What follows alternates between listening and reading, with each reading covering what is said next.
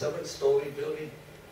So they are afraid that their daughter may fall in love and run away with some of the not good person. But they made the mistake. They let a servant, that's a male servant, to send food regularly to this daughter. So as the daughter, she saw this man every day, and they were talking, and slowly they fell in love, and then she ran away with this man. So they live in a far away the village, and the man had to walk the whole day to support his wife. And in due course, the wife became pregnant, and when she was about coming close to the due date for giving birth, so she requested her husband to send her back to her family. So because at that time the women, they were very scared to deliver, to give birth to a child, because if there's difficulty, they can die. But her husband, he said, "Oh, I will send you tomorrow." But he never sent. He never sent, because if he thought he sent his wife to her parents, so the parents will drive him away and keep his wife there, so he will lose his wife. So he just postponed next day. So now the wife understood, oh, my husband will not send me, so I had to go alone. So on the next day, when the husband went to work, so this lady, she started walking, going back to her village. So the husband came back only in the evening. When he didn't saw his wife, he asked the neighbor. So the neighbor told him, "Oh, your wife already went home."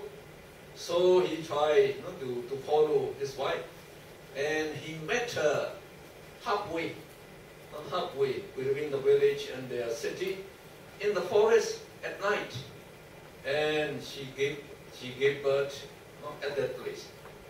As she had walked the whole day, so very good exercise for giving birth. So he gave birth to a boy.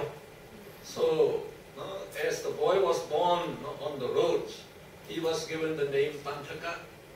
So the Pantaka means road, Mr. Road.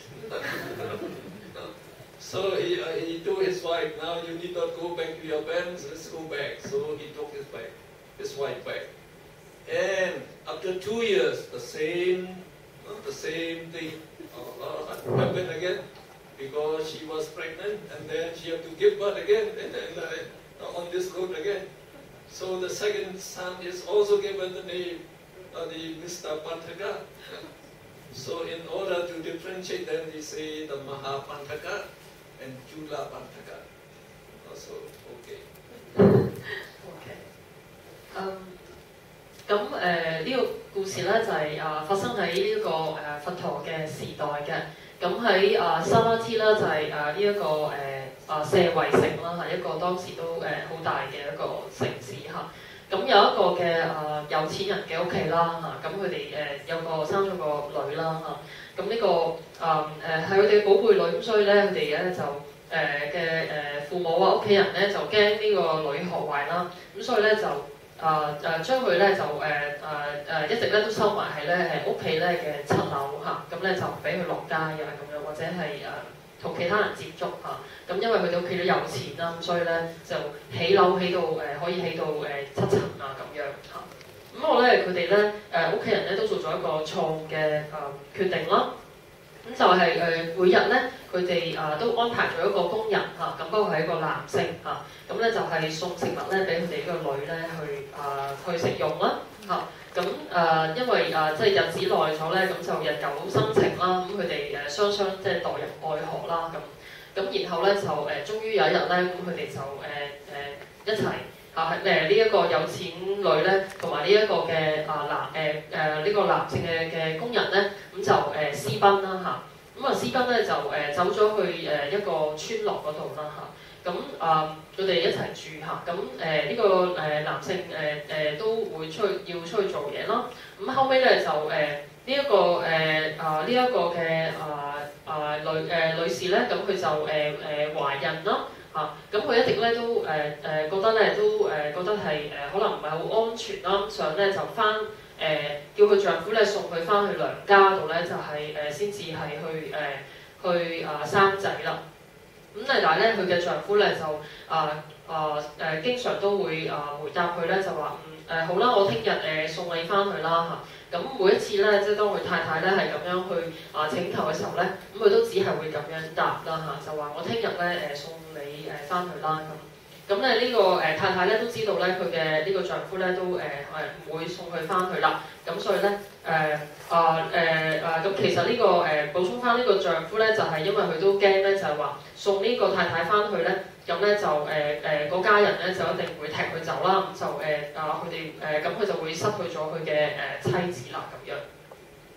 咁於是乎呢個太太咧就去決定咧，就係自己咧行翻去屋企嚇。咁行翻屋企咧就要經過一個嘅樹林㗎嚇，咁先翻去到呢一個舍衛城啊，即係佢自己個屋企嚇。咁佢就行啦嚇，咁就行到半夜啦嚇。咁佢丈夫咧就翻到屋企咧就發現佢太太咧就唔見咗啦。咁於是乎咧就即係個鄰居咧就講俾佢聽你太太走咗出去啊咁。咁佢出去追啦嚇，咁去到呢個森林咧嚇，咁就啱啱好咧就係呢一個去到呢一個翻去呢個舍衛城嗰個城市咧嗰個半路中途啦，咁亦都喺夜媽媽喺個森林入邊嚇，咁咧就丈夫追到佢太太，咁咧就呢個時候咧就即係就生得啦，咁咧就生咗個仔嚇。咁由於咧喺半路中途生啦嚇，咁於是乎咧就改咗個名啦嚇，潘塔卡啦嚇，咁就係路咁解啦嚇，咁即係路先生咁樣啦，咁嘅意思啦嚇。咁然後2年之後咧，亦都咧呢個女士咧亦都係再懷孕啦嚇，咁亦都咧同樣咧佢係想翻娘家，咁個丈夫咧就唔係好唔願意送佢翻去啦，咁佢都咧係喺半路中途咧又係生咗另一個仔嚇，咁由於係半路中途生咗個仔咧，咁又改翻同一個名嚇 Mr. Pantaka。咁不過咧第一個咧就係馬哈，加多一個字馬哈啦，即係大嘅意思啊，一個大路啦嚇。第二個就肯定唔係小路嚇。So only when the two sons are 10 years old and 8 years old, the man agreed to take his wife to her family. Now the parents were still very angry with the daughter. You disobey us, so we don't take you as our daughter anymore. So you go away. But woe will take the two grandsons because they are innocent. So the two sons, they live with their grandparents. As the grandparents went to the Buddha occasionally, so the two sons also had the chance to go to the Buddha occasionally, listen to the Dhamma. Now when the eldest son became 20 years old, then he became Imam. And when he undertook meditation, very soon he became an Arahat. And he was given the duty to look after the monks in the Jetavana monastery. So when the people come to request for some monk for food donation of food, then he had to allot the monks. Now his brother also became 20 years old. Then he said, I wanted to become Imam also. So the elder brother ordained his younger brother to become Imam. Then he said, as you are still young, so you should do some learning. So he gave we say Ipali Gatha. A paragraph, you might say Pali paragraph consisting of only 4 lines, describing the about attribute of the Buddha. So he asked his brother, now you learn this Pali. So the Chulapana, he tried to learn it for 3 months or 1 vasa. He cannot memorize it. He cannot memorize it. So his elder brother said, now my brother, you are not suitable to stay in the dispensation of the Buddha. Tomorrow you disrobe and you go back to your grandparents. So at that day, the great physician by the name of Jivaka, Jivaka is the great physician who treated the Buddha when the Buddha's toe get hit by the rock, sent by the Devadatta. So at that time, so this Jivaka is a very, very great physician. So he came to the Buddha. He said, I invited the Buddha and all the monks from this the monastery to my house tomorrow for alms food. So he came to the Mahapandaka. So he asked, how many monks tomorrow come into my house? So Mahapandaka said, at present we have 500 monks. But tomorrow, as my brother is going to disrobe, there will be 499 monks. So Chula Pansaka, he wept the whole night. He was happy with the monkhood, and he didn't want to be disrobed. So the next morning, very early, he said, and I have to disrobe. I better go early, he said. So he went to the gate, and the Buddha was waiting there. So the Buddha asked him, my son, where are you going? I'm going to disrobe. Why? He said, because my brother said, as I cannot learn a Pali verse of 4 lines in 3 months. So he said, I have to disrobe. Well, I didn't make any rule, Vinaya rule, such that a monk, because he could not learn the paragraph, he had to be disrobed. No rule like that. If you don't want to disrobe, you can remain as a monk. So he was very happy. Then the Buddha, he created a piece of white cloth. So he gave Chulapana. Now you take this cloth. So you went to that, they have some sand near the prayer chamber of the Buddha. So you went to that place, you sit there. You rub this cloth and you say, Rajo Haranam, Rajo Arahanam, Rajo Haranam, meaning this cloth will not be defiled, So, he was doing that. And then the great physician, he came and he invited the Buddha and the 499 monks to his place. So, he had made a very big pavilion. So all the Buddha and the monks, they took their places. Then he started offering food. He wanted to start to offer food. So during the Buddha's time, as the Buddha, he admired the boiled rice, we call yagu, for breakfast. So it's very good. So they try to offer that yagu fast as the first course, the first course of the food.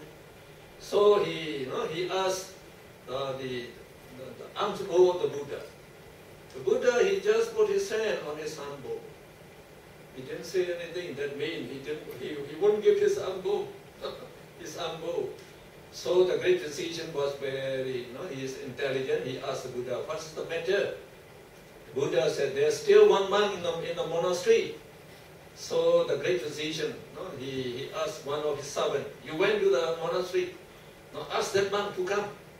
So that man went to the monastery. So at that time, Chulapana was very joyfully, he was meditating alone. And then he finds that the cloth becomes defiled, becomes dirty. Then he reflected, the dirt must come from my body. The cloth is clean, so the dirt must come from my body. Then he looked at the body, so during that time he already attained the right concentration. So when he looked at the body, he could see the internal organs, and he can break down the body into small particles, and then he could see ultimate mentality, materially arising, dissolving very rapidly. So he undertook meditation, vipassana meditation, and very soon he could develop 4 the mega chaita, 4 part wisdom. He developed 4 stage part wisdom. and he became Arahat. And the Buddha said, when you become an Arahat, and if you have developed supernormal power in the past life, you will attain all those supernormal power instantly. Instantly. So you have. So this Chulapana, he had attained supernormal power in the past life. That means he had undertaken the we call tranquility meditation. So up to the state developing the supernormal power, he had done meditation in the past. So that is also the reason now he could advance very quickly and become Arahat. Now as he possessed all supernormal power, finding himself to be alone in the whole monastery, so he created identical persons. 1,000, so different bodies of different persons of the Chulapana. So all the monks, they are doing several things. So when that man came here, he saw so many monks. So he didn't know whom to invite. So he ran back. He told the great physician, there are many monks in the monastery whom I should invite. So again, Jivaka asked the Buddha. So the Buddha said, let your man go back. As soon as he found, he met the first monk. So grab his rope and just say, the Venerable Chulapana, the Buddha is calling you. So he ran and he grabbed and all the monks become one. Become one again. Now the Buddha is calling you. Okay, you go ahead. I will follow you. So he washed himself, he put on the robe very well, and he flew through the air. And then he got down in the place reserved for him. So we should say, as Sutapana cannot learn even full life. He should be two-rooted, but he's not two-rooted. He's not two-rooted, even then.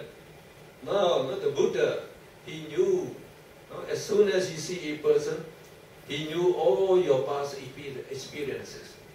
So he knew that in one existence, Chulapana became a Raja, Maharaja in northern India. So it is, he is the ruler or the king of a small state. So one day, he went an elephant going down through his country, and then he passed by at that time, and then he tried to clean his face with a clean towel, and immediately the towel becomes very dirty. So at that time he reflected, oh, the dirt must come from my body. So this body is very, the foulness, just foul and loathsome. So he had not reflected that. The Buddha knew that. So that is the seat of wisdom actually. And the Buddha knew that, so he asked him to rub this cloth. And he, when he saw the dirt, he can go into the insight meditation and he can attain enlightenment very soon. So, okay.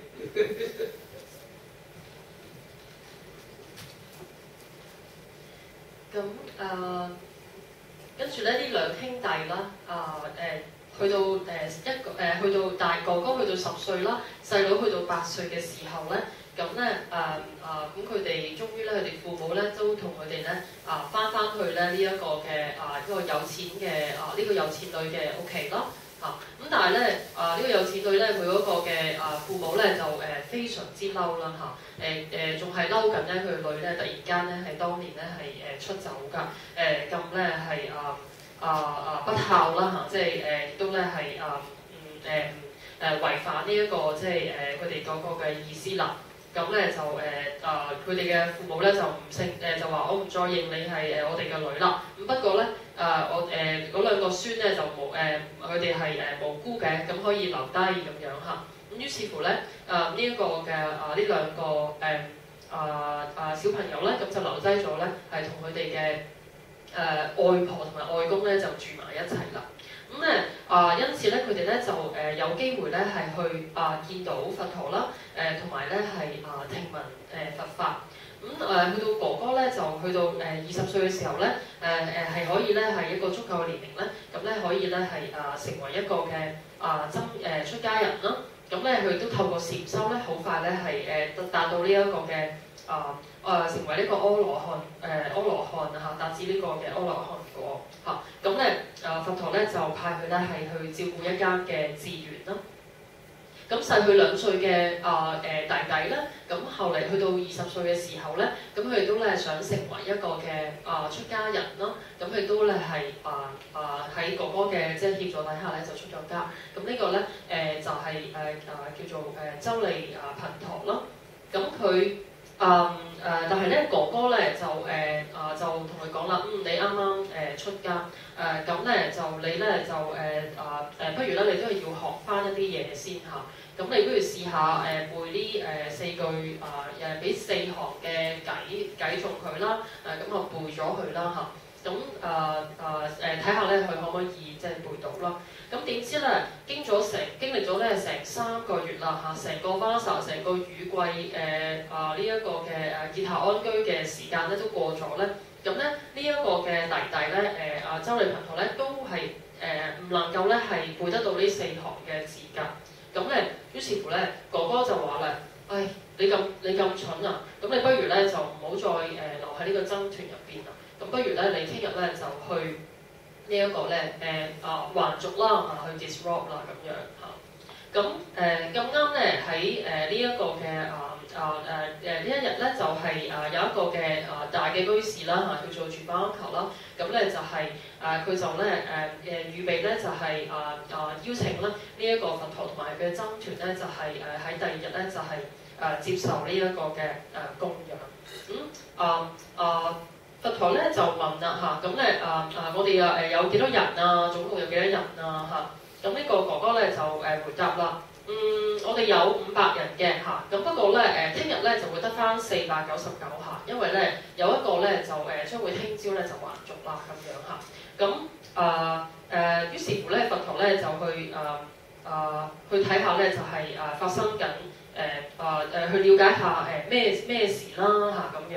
咁去到呢一個嘅第二朝早咧嘅時候咧，咁大家咧即係整個僧團咧都係準備好啦嚇，咁就出發咧係去接受供養啦。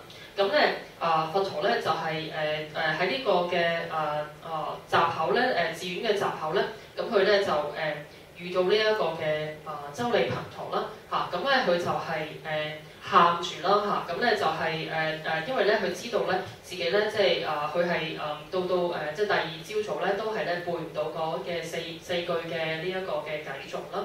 咁亦都咧唔能夠咧係去跟住呢一個僧團咧咁係去接受咧呢一個嘅供養。咁咧就佢就同佛陀講我將要咧就係即係脫低呢一個嘅即係袈裟咧就還俗啦。咁佛陀咧就話啦，我哋呢度咧冇呢個咁嘅規矩嘅喎嚇，即係就話冇呢一個就係話你背唔到4行嘅字咧，咁就要還俗呢個規矩嘅喎嚇。你咧係可以咧留翻咧做呢一個嘅喺僧團入邊嘅喎。嗱，不如咁啦，嗱你而家咧就去嗰度嚇，嗰度咧就有一塊布嚇。咁咧你就揾隻手咧就不斷咧就係去擦嗰塊布啦嚇。咁然後咧就不斷咧係去重複咧一句説話啦嚇，就話咧不再咧有呢一個嘅陳舊嚇，不再咧有呢個陳舊咁樣嘅意思嚇。咁呢個周利頻陀咧，咁佢就咧聽佛陀嘅意思咧，咁就不斷咧係去即係喺塊布上面咧就用隻手咧咁去擦嗰塊布啦，咁不斷咧就重複咧呢一個嘅不再有陳舊，不再有陳舊咁呢句説話啦。咁然後佛陀咧同埋佢僧團咧，咁佢哋咧就先行咧就係去呢一個嘅嗰個嘅大居士嘅屋企咧，就係接受呢一個嘅供養啦。咁咧其實食物咧就已經係預備好晒嘅咯喎，喺呢個大居士嘅呢個屋企啊，咁好多食物啊，咁即係如果冇聽錯咧，咁教授就話有呢個頭盤啊，咁即係有呢個唔同嘅呢一個course 啊咁樣啦嚇。咁咧就正當咧因為佛陀一定會係即係佢係一個嘅排第一位咁去接受嗰個供養啦。咁正當咧就係話有人想擠呢個食物咧喺佢個缽嘅時候咧，咁佛陀咧就揾隻手咧就擋住佢個缽啦嚇。咁意思咧就係即係唔唔適宜咧就放食物喺佢半度啦。咁咧聰明又有智慧嘅嗰個嘅施主咧，咁佢就咧問佛陀啦，佛陀，究竟咩事啊咁樣嚇？咁呢一個嘅佛陀咧就話，等一等，我哋仲差一個人嚇，我哋仲差一位嘅即係成員啊咁樣嚇。咁去翻呢一個嘅周利頻陀，咁佢一個人喺仲係留喺個寺院入邊，咁去擦嗰塊布，咁佢擦成點咧嚇？咁原來咧佢呢一個嘅動作咧嚇，揾隻手咧不斷去捽嗰塊布嚇，捽下，咁咧佢發現咧，咦越捽塊布越污糟嘅嚇，弊啦，點算咧咁樣嚇？咁佢真係個心裏邊咧就諗啦，嗰啲污糟咧一定咧係喺我嘅身體嗰度咧係出嚟㗎。咁然後咧佢好快咧，佢喺呢一個嘅咁樣嘅過程底下咧嚇，呢個動作同埋呢個觀察嘅過程底下咧，咁咧佢好快咧就進入咗呢一個嘅專注嚇，呢一個嘅禪定，甚至咧佢咧係觀察到咧自己嘅身體咧一啲好微細嘅一個嘅分子，觀察到呢啲微細嘅分子咧嚇，呢啲 particle 咧喺度咧生滅，咁亦都咧好迅速咁樣咧，佢就咧進入咗呢一個嘅4個嘅呢一個嘅聖道啦，嗰個心路啦，亦都咧繼而咧係進入呢一個嘅4個嘅道果嗰個嘅心路，咁即係話咧佢已經係迅速咁樣咧係達至嗰個嘅阿羅漢果。咁咧如果咧係佢之前咧係曾經根據頭先教授所講啦嚇，如果一個人咧佢之前咧前生咧係曾經咧係修過呢一個嘅修練練習咗呢個成功咁練習咗呢一個嘅神通嘅話咧，咁咧佢咧今生嚇咁佢好快咧當佢咧係能夠係收到呢一個嘅禪定啦嚇同埋呢一個嘅達到呢一個嘅道至果智之後咧，咁亦都咧好快咧就可以咧係恢復翻呢一個嘅神通嘅力。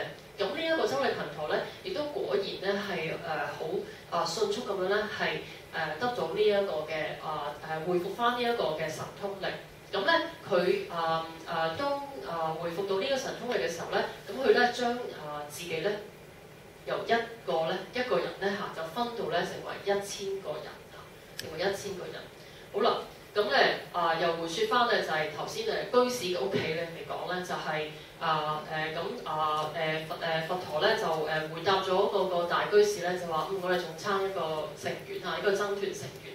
咁於是乎咧呢一個嘅施主咧就即刻派個人咧就話我哋派個人咧即刻去翻寺院咧請佢過嚟咁樣嚇。咁好啦，派咗個人咧過去呢一個寺院咧就去接呢一個嘅周利頻陀啦。咁點知咧呢個人咧見到咧寺院入邊咧，哇有成咁多個人嘅，咁邊個先至係咧嚇？跟住咧佢又走翻去呢一個嘅即係佛陀嗰度。哎呀佛陀啊，點算啊？弊啦！有成千個人啊，好多個人啊，都唔知邊個係佢啊咁樣。咁佛陀就話你翻去啦，你翻去咧就捉住嗰個人就得㗎啦，咁樣嚇，即係揾隻手捉住嗰個人。咁於是乎呢個人咧就走翻去呢一個嘅寺院嗰度啦。咁然後咧就揾隻手咧就掂一掂下，即係捉住嗰個其中一個嘅袈裟啦。跟住咧就好快咧，咁嗰1000個人咧就係嗰個變身咧就恢復翻咧，就只係得翻一個人嚇，咁就係呢一個嘅周利頻陀。咁然後咧呢一個周利頻陀咧就運用佢嘅神足通啦嚇，咁就呢一個咧就好快咁樣咧就係飛咗去咧呢一個嘅即係接受供養嘅呢一個嘅地方啦嚇。咁呢度教授亦都補充翻啦，就係話咁由於咧佛陀咧佢係有能力咧去知道咧呢一個嘅眾生咧佢過去生咧嗰個嘅業啦，佢嘅根氣啊等等啦嚇。咁所以咧佛陀喺有一次咧佢喺呢一個嘅某一個地方啦嚇某一個嘅即係寺院咧，佢去住嘅時候咧，咁佢亦都係因為揾一個毛巾咧咁去抹面啊抹身體咧，就發覺都幾污糟喎嚇咁樣嚇。咁於是乎咧，即係呢個呢一個咁嘅靈機一觸咧，亦都係咧佛陀咧就教導呢個周利頻陀咧就用隻手咧係去擦到，咁因而咧係令到佢咧係可以係引發到佢咧係可以咧係喺呢一個短時間啦，亦都係因為配合佢嘅過去生嘅修行啦，咁因此咧好迅速咁樣咧係可以咧修成咧呢一個嘅達至阿羅漢果。Oh, have to translate for a very long time. Well, the lesson is, even if you have meditated for a long time, and you didn't get the jhana, megha, and phala yet, so don't be disappointed.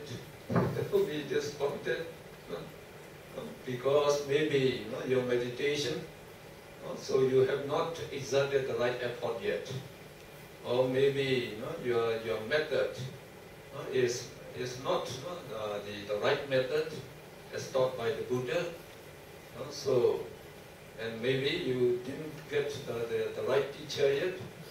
So if you can meditate the Buddha's way, we say, as taught by the Buddha. Now, as many persons can develop the jhana, megha, and phala, so you can be confident. I shall also be able to develop jhana, megha, and phala.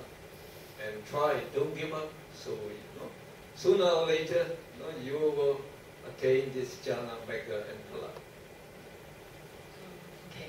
咁呢個咧都係一個故事嚇，或者係一個經驗嘅分享咧，就係去鼓勵大家咧，就係話即使咧我哋好長時間咧都係未曾咧係達至呢一個嘅禪那啦，或者係呢一個嘅道同埋果咧咁都咧唔需要咧係失望㗎。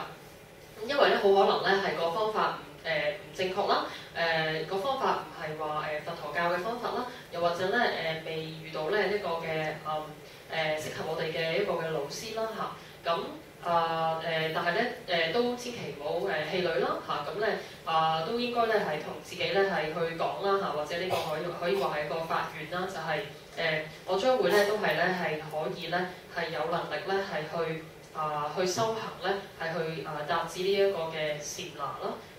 聖道啦，同埋呢一個嘅聖果㗎。Now we have to go back to the various types of the persons again. Now we have 8 noble persons consisting of 4 Meghatha person and 4 Platha person.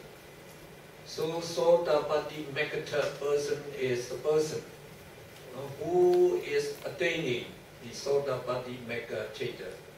So why the Sotapatti Megha is arising? That person is called Sotapatti Meghatha person. And soon after that Megha Chaita dissolves, the Sotapatti Phala Chaita arises, and the person becomes Sotapatti Phala person, and this person we call the stream winner. And the same thing, we have Skadagami Meghatha person and Skadagami Phalata person. And the Phalata person is called one's returner. And Anagami Meghatha person and also Anagami, the Phalata person, and that is non-returner. And Aratha Meghatha person and Aratha Phalata person, that is called an Arahat. Yes.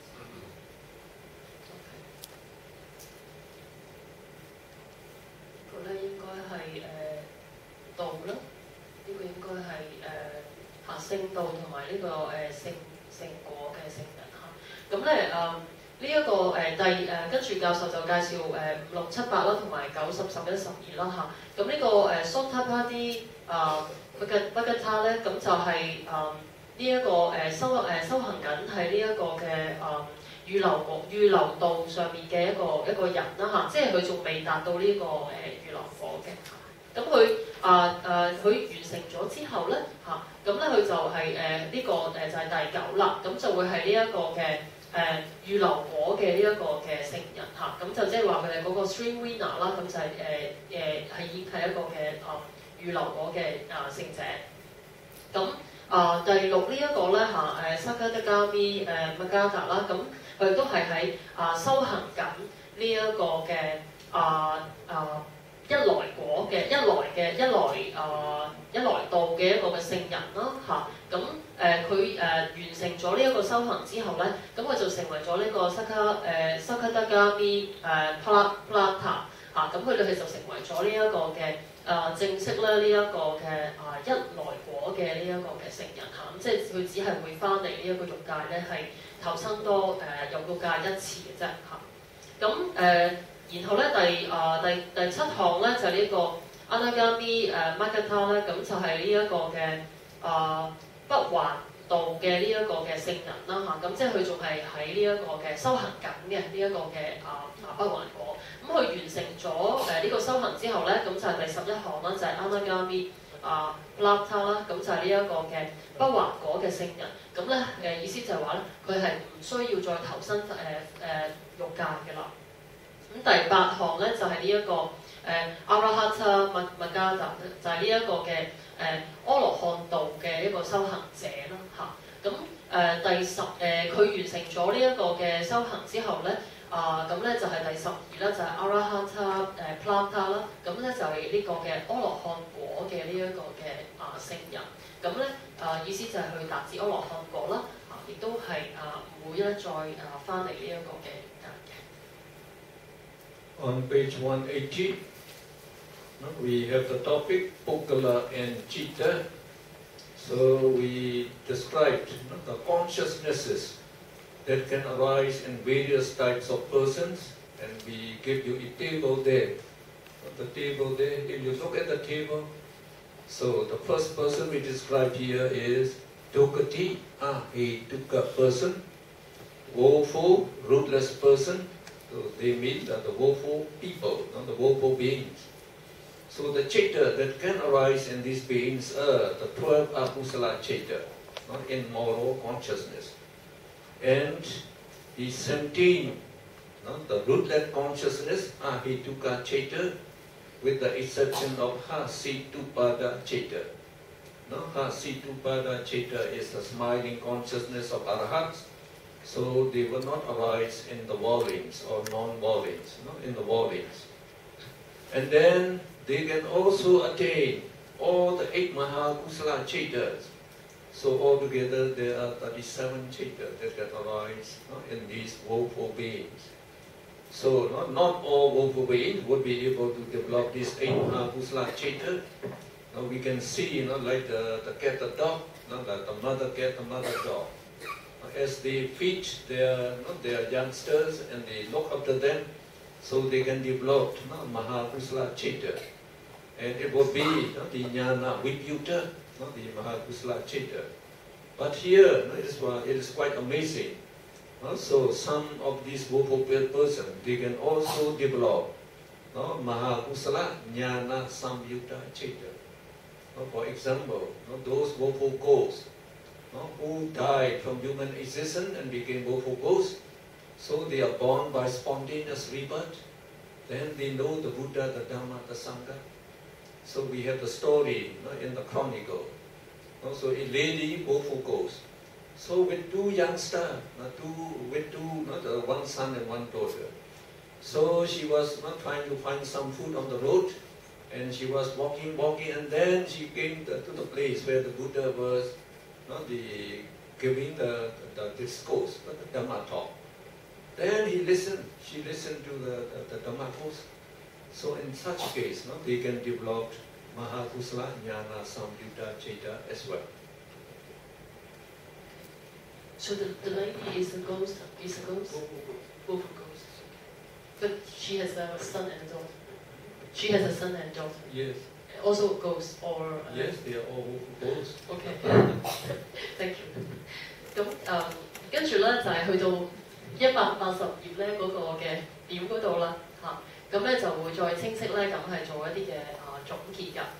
咁先嚟咧就係介紹咧第一個橫行啦。咁呢個咧就係頭先都提過呢個Dukati Ahituka 啦，就係呢個惡趣嘅呢一個無因咧呢一個嘅界別嘅眾生啦。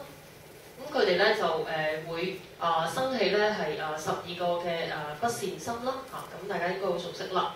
咁無因心咧就會有17個嘅啫。咁咧因為咧係扣除起呢一個嘅黑色圖呢個咧就係一個生肖心，呢個係阿羅漢或者係佛陀咧先至會生起嘅啫。咁另外咧就佢都可以生起呢個雖然係惡趣眾生啦，但係咧佢都可以咧係生起呢個馬哈古薩啦Chitta㗎呢個廣大嘅善心㗎。咁呢度有8個，咁總共37個。咁教授咧就再詳加解釋啦，就係譬如話即使係惡趣眾生，譬如話畜生啦，譬如話狗咁樣啦，咁佢哋都有機會咧係可以咧係作善業㗎。咁譬如一個嘅狗媽媽啦咁佢餵佢嘅狗仔同埋狗女咧，咁咧都係可以咧係有一個嘅善業咧係作咗出嚟嘅。咁所以咧就會有一個嘅善嘅心咧係可以出現啦。咁甚至咧係有一啲嘅智相應嘅，即係嘅善心咧都係可以咧喺惡趣嘅眾生嘅心裏邊咧係生起，唔係智相應。Nana, Professor, you mentioned the ghost can arise the Mahakusala and Nana. Is it a Nana? Nana Samyutta. Nana Samyutta 智相應嘅嚇。咁即使係惡趣道嘅眾生都係可以咧，甚至係生起呢一個嘅智相應嘅呢一個嘅善心。咁頭先舉咗一個例子咧，就係譬如一啲譬如話可能啱啱咧投身做鬼道嘅眾生啦即係由人過身投身咗去呢一個嘅鬼道。咁佢哋咧都係會即係認識到三寶亦都知道咧佛法真嘅咁譬如話咧有一個女士啦咁佢係鬼嚟嘅。頭先我都同教授澄清過。咁佢有一個仔啦，亦都有一個女。咁教授都話佢哋都係鬼嚟嘅，即係鬼道嘅眾生。咁佢女士咧就走去呢一個即係聽呢個佛陀嘅即係講佛法啦。咁咧呢個咧都會係可以生起嗰個智相應嘅善心嘅。Then we go to the next person. Sukati Ahetuka person means blissful, rootless person. And two-rooted person, Dvihetuka, two-rooted person, they have similar consciousness. The 12 Akusala Chaitya, 17 the Ahetuka Chaityas, and 8 Mahakusala Chaitya. These 3 are the same like here. And in addition to this, they have the 4 Mahavipaka, the Mahavipaka, Jnana, Viputta, Chaitya. So these 4 Vipaka Chaitya resultant consciousness serve as rebirth consciousness of the two-rooted person, and also they also serve as the registering consciousness. 咁跟住咧就介紹埋表嘅呢個第2個環學啦。咁就係頭先都介紹過㗎啦。就係呢一個嘅善趣無因嘅眾生啦。咁同埋咧呢一個嘅異因嘅眾生㗎。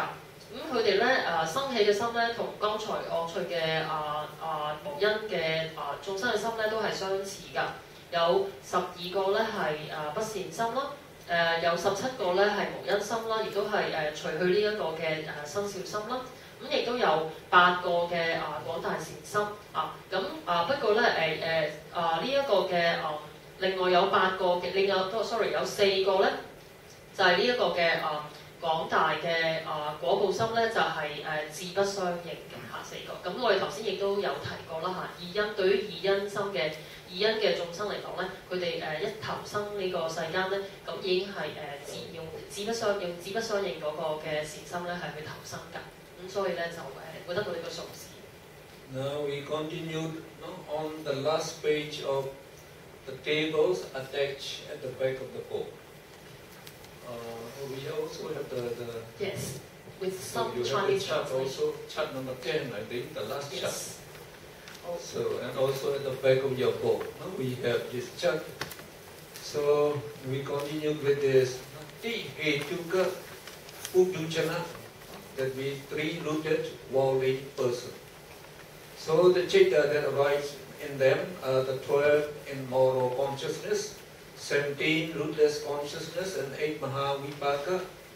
The Mahavipaka is great resultant consciousness. So they are the same as the woeful person, we say. And now they also have all the 8 Mahavipaka Chaita. So that means they have 4 Chaita, more than 2-rooted person. So that 4 Chaita is Mahavipaka, Jnana, Samyutta, Chaita, 4 of them.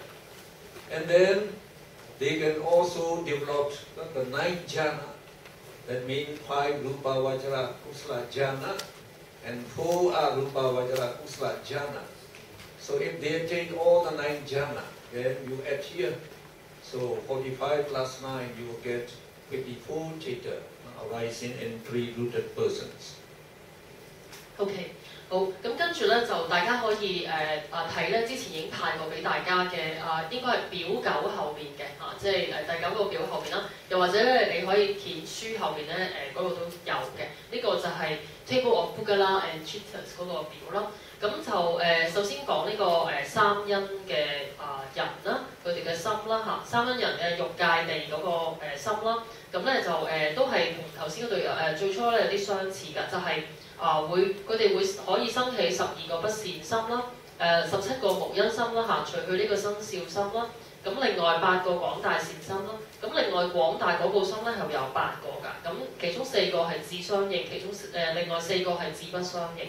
咁總共係45個。咁此外咧就係話，如果呢個人咧係能夠達至禪那嘅話咧，咁咧可以加多9個咧，就係嗰個嘅禪那心啦。咁所以45加9咧就係總數咧可以係去到54㗎。So the next person is Sotapanna, also called Sotapatti, Platta person, that is the stream winner. So remember the Sotapatti Mega Chaita and the Sotapatti wisdom. The wisdom that associates with its one-part consciousness. It eliminates the deity and Vicikiccha. Deity is the wrong view, Vicikiccha is subject doubt. Totally. So these 2 defilements will never arise in the stream winner. So when deity is eliminated, full lopa mula, deity kata samyutta chaita will not arise in this stream winner. And also as Vicikiccha is already eliminated, Vicikiccha, Samyutta, Moha Mula Chaita will not arise. So we subtract these 5, the Akusala Chaita, from the total 12 Akusala Chaita. So we say only 7 Akusala Chaita can arise in the stream winner.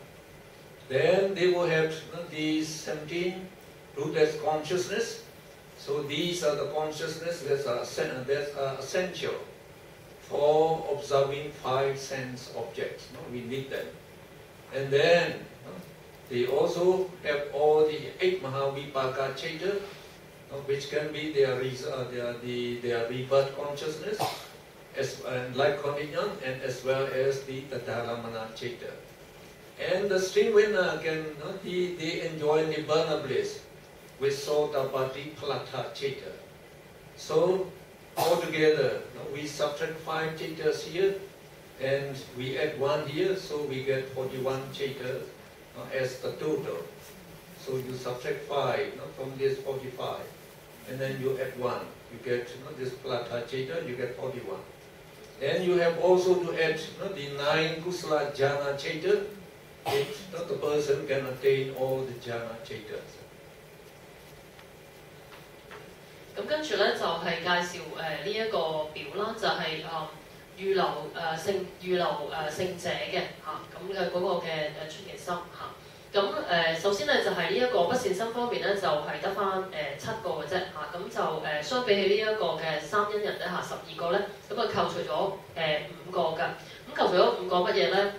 其中4個咧就係呢一個嘅貪跟邪見嘅相應嘅心啦。咁另外一個咧就係呢一個嘅疑惑嘅即係對呢一個嘅佛法僧三寶嘅疑惑啦。咁夾埋呢度有5個啦，咁12減5就得翻7個啦。咁無因心17個啦，廣大嘅善心8個啦，廣大嘅果報心亦都係8個咁咁最後尾咧再加多一個咧就係預留聖者咧佢嗰個嘅呢個係嗰個聖果心嚇，咁就一個，咁所以加埋咧就係41個。咁另外咧就係佢哋係達至9個禪那嘅話咧，亦都可以加多9個㗎。咁即係話最多可以去到50個。Now we go to the next person, Skadagami.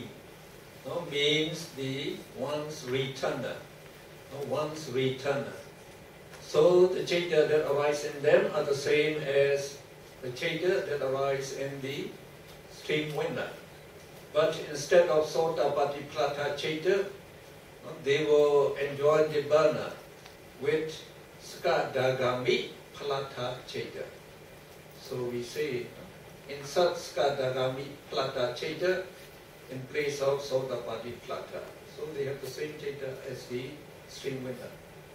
OK， 咁跟住咧就到呢一個一來嘅聖者啦嚇，咁咧total 總共咧係41個嚇，咁同預留聖者咧係數量基本上係一樣嘅嚇，咁但係內容有乜嘢唔同咧？唯一唔同咧就係剛才預留聖者咧去享受呢個涅槃嘅即係滋味啦，咁就係以呢一個嘅預留聖果嗰個即係心咧就去享受啦。咁一來聖者咧佢就以翻呢一個嘅一來果嗰個嘅聖果心咧就係去享受嗰個嘅涅槃嘅滋味嘅。咁唯一唔同咧就係呢一個心嘅啫。Now the anagami is non-returner. So anagami, the wisdom, the mega wisdom, also eliminates dosa totally. So two dosa mula chaita also do not arise in these non-returner. So we have to subtract two dosa mula chaita, 4 lopa mula ditikata samyutta chaita, and vijikita samyutta chaita, altogether 7 from the 12 in moral consciousness. So we have only 5 moral consciousness remaining. And then again we have 17 ahituka chaita, 8 maha kusala chaita, 8 maha vipaka chaita, and then they will enjoy nibbana by anagami plata chaita. So as 2 dosa mula chaita eliminated, instead of 41 we have 39. Again we have to add all the 9 kusala jhana chaita if the person can develop all these 9 jhana. So when you become a stream winner, or the non-returner, as you have no dosa, you never become angry, and you never develop any we say like the anger connected consciousness, like disappointment, worry, displeasure, dislike. So all this will be absent. No mental pain, no more mental pain. So and they can also enjoy nibbana. And when you become the non-returner, also you don't enjoy sense pleasure. But still you can live with your family. You can live with your family. You can still enjoy the Chinese noodles and the good food. But you do not sleep together with your wife anymore. 咁跟住咧就講到呢一個嘅不還聖者啦。咁不還聖者咧就係嗰個嘅不善心咧就會再扣除多2個㗎，相比起一來聖者同埋二來聖者。咁扣除多2個咧就係呢一個嘅親根心啦呢個租商烏拿啦。咁所以咧總共咧就係得翻5個嘅啫咁佢咁即係12減7啦咁佢當然同時都係扣除呢一個4個嘅貪根貪根咧貪根邪見相應嘅心啦，同埋嗰個嘅懷疑嘅心。咁另外都係可以出現咧呢個17個嘅無因心啦，8個嘅廣大善心啦，8個嘅果報心啦咁至於不還嘅聖者咧，佢去享受涅槃嘅滋味咧，佢就用翻不還道起翻呢個不還道果嘅心啦咁去享受㗎。咁所以咧總共係39。咁相比起一來聖者同埋二來聖者咧，都係少咗2個心嘅啫。咁教授亦都補充啦。咁由於呢個不還聖者咧，佢係2個嘅嗰個親根心咧係唔會再起啦因為透過呢個修行咁所以咧佢係永遠咧都係唔會咧係發嬲或者係發脾氣，亦都咧唔會係擔心等等，唔會生起咧呢一個嘅心理上嘅痛苦咁亦都咧係唔會有呢一個嘅所謂嘅即係對呢個嗰個慾樂咧，就係對慾樂亦都冇興趣嘅。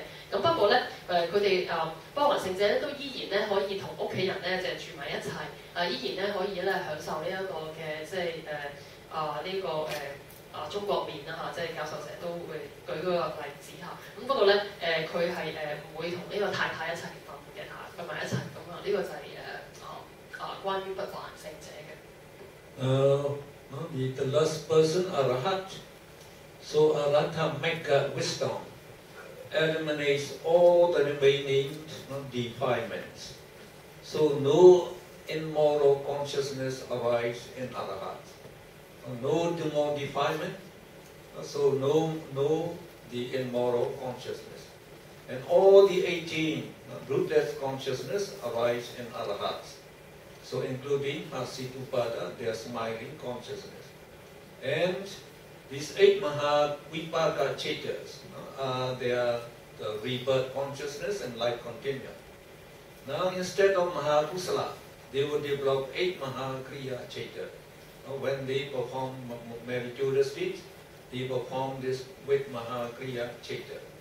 And then they can also enjoy Arhata Plata, or they enjoy the Nibbana with this Arhata fruition consciousness.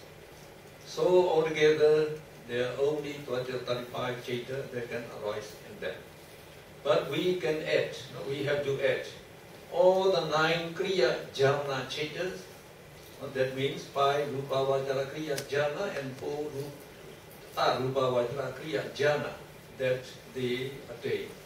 So if they attain all the 9 Jhana, you please add 9. You get 44 Chaitas. 好，咁跟住咧就我哋講埋呢個阿羅漢聖者咧，佢可以咧係出現嘅心啦。咁由於咧阿羅漢嘅聖者咧，其實佢已經滅除晒所有嘅呢一個嘅煩惱啦，同埋呢一個嘅不善嘅心。咁所以咧呢一個嘅不善心咧嗰12個不善心咧係一定咧係會生起㗎。咁會生起咧就係無因心啦。咁呢度18個無因心咧都會生起咁就係咧包括嗰個嘅生肖心啦咁喺之前嗰啲眾生咧都係唔會生起嗰個生肖心㗎。咁然後咧呢一個8個嘅廣大嘅果報心啦會生起，8個呢一個嘅廣大嘅唯作心咧亦都會係生起㗎。咁呢度咧可以提一提咧。嗰8個嘅廣大善心咧喺呢度咧係唔會生起啦，因為去到呢一個阿羅漢嘅聖者嗰個嘅境界咧佢不會再作呢一個任何嘅業嘅包括呢個善或者惡咁所以咧就已經係唔會生起呢一個嘅廣大善心㗎啦。咁最後咧阿羅漢嘅聖者咧佢要享受呢個涅槃嘅滋味咧，佢就以翻呢一個嘅阿羅漢嘅聖道心啦，咁呢度有1個㗎，咁總數咧就35個。咁此外咧就係教授補充啦，咁嗰個嘅遺作嘅嗰個嘅禪那心咧佢係都會係生起，咁所以咧可以加多9個。呢9個咧就會係色界咧同埋無色界嗰個嘅禪那心咁所以35加9咧最高咧係可以去到44㗎。Now we can go to chapter 5 on page 181. So we give the topic Vitimut or Bhumi. So Vitimut actually stands for Vitimutta. That means cognitive free consciousness. So in chapter 4 we described about the cognitive consciousnesses, Viti Citta. So in this chapter we are going to describe the Viti Mutta Citta, that means cognitive free consciousness. So there are 19 the cognitive free consciousnesses. So they are the rebirth consciousness. They are dressed up as rebirth consciousness. And what are they? They are the 2 Upekha Sankirana Citta, 8 Mahavipaka Citta, and 9 Mahagata Vipaka Citta. So as these are the rebirth consciousness of all living beings in the 31 planes of existence. So when we described about these consciousness, the planes of existence also come in. So we call this chapter as the cognitive free the chapter, or it is the chapter on planes of existence. 好，咁跟住咧，我哋接住落嚟咧，就去到呢個下一個章節咧，就係第5章啦 ，Chapter 5嚇。咁咧就係呢一個嘅離心路嚇，或者咧係呢一個嘅地格嚇。咁呢一個 Viti 咧嚇，呢一個嘅離心路咧嚇，咁佢顧名思義咧嚇，咁就係佢咧係已經係離開咗嗰個心識嘅。咁呢度一間咧都會介紹到咧有19個嘅離心嘅離心路嚇嗰個嘅心識㗎咁呢啲咧其實都係咧一個投生嘅心識嚟嘅嚇。咁呢19個咧係包括乜嘢啦？包括咧有2個咧係捨受嘅推導心啦，8個嘅廣大嘅果報心啦，同埋9個咧係高廣心㗎。咁由於咧呢一個嘅所謂嘅離心路咧，其實咧亦都係頭先見到介紹講提及過咧，其實係關於嗰個投生嚇，即係再去出世嚇嗰個嘅一個嘅心識啦嚇咁即係嗰個眾生嚇，即係再結生嗰個嘅心識啦，同埋咧佢會投生嘅嗰個嘅所謂嘅嗰個嘅空間同埋嗰個地方啦亦都所以因此咧，我哋咧喺呢一個嘅課題入邊咧，係會涉及到咧呢一啲嘅眾生咧，佢投生咗去乜嘢嘅界別乜嘢嘅即係空間入邊。咁所以咧我哋亦都咧喺對於呢個章節咧都會係可以俾到個名佢咧，就係 Bhumi 嚇，咁就係亦都係我哋譯作咧係地咁嘅意思嘅。So in this chapter, we shall describe 4 Chatukkas. So Chatukka means a group of 4. So we shall describe Bhumi Chatukka, 4 planes of existence, and Patisanti Chatukka, 4 modes of rebirth, and Kama Chatukka, 4 kinds of karma, and then Maranupati Chatukka, 4 advent means arrival. 4 arrival of death. So it will be very interesting this chapter. So tomorrow we shall teach this chapter. What time we teach tomorrow? 1 to it should be 1 to 5:30 actually, because we take half an hour break, half an hour tea break. So 2 hour teaching, just 4 hours teaching. Tomorrow, okay? 好，咁跟住落嚟咧就講埋呢度啦，就係呢一個嘅即係課題咧嚇，會介紹有4類嘅呢個嘅4種啦嚇，呢個 Chatukkas 就係4種咁嘅意思啦嚇。咁第一咧就係所謂嘅4地啦嚇，即係4個存在嘅一個界別啦。第二咧就係4個結生啦嚇，4種咧出世嚇。咁第3咧就係4種業嘅，第4咧就係4種嘅臨死嚇。咁教授話咧嚇，呢個課題咧係相當之有趣味嘅，咁所以咧就留待咧聽日咧就再開始。聽日開始嘅時間咧就會係1點至到5點半，因為中間咧會有半個小時咧係會去大家可以小休去食下茶點咁樣㗎。咁我哋今日就講到。